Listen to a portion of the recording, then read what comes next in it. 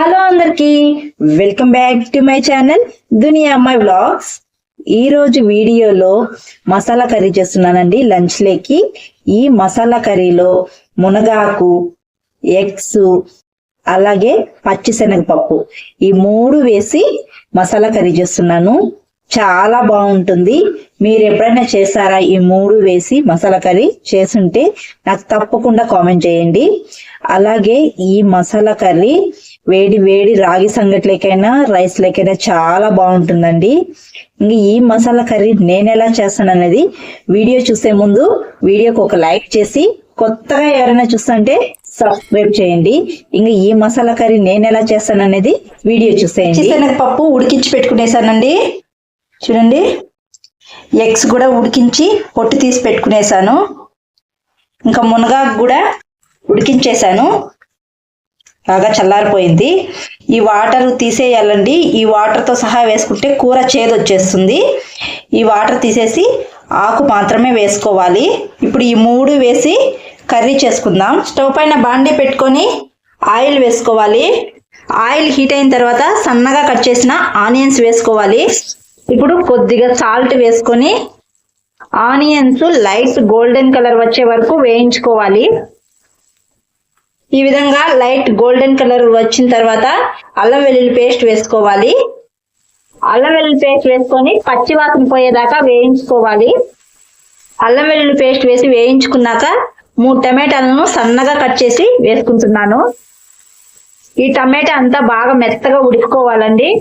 ఈ టమాటా మెత్తగా ఉడికే లోపు మనం గుడ్లను ఉప్పు పసుపులో వేయించుకుందాము. గుడ్లను వేయించుకోవడానికి స్టవ్ పైన బాండీ పెట్టుకొని కొద్దిగా ఆయిల్ వేసుకుంటున్నాను. కొద్దిగా పసుపు, కొద్దిగా రెడ్ చిల్లీ పౌడర్, కొద్దిగా సాల్ట్ ఇవన్నీ వేసి ఎగ్స్ వేసుకునేది. ఎగ్స్ ఘాట్లు పెట్టుకొని ఎగ్స్ వేసుకోవాలి.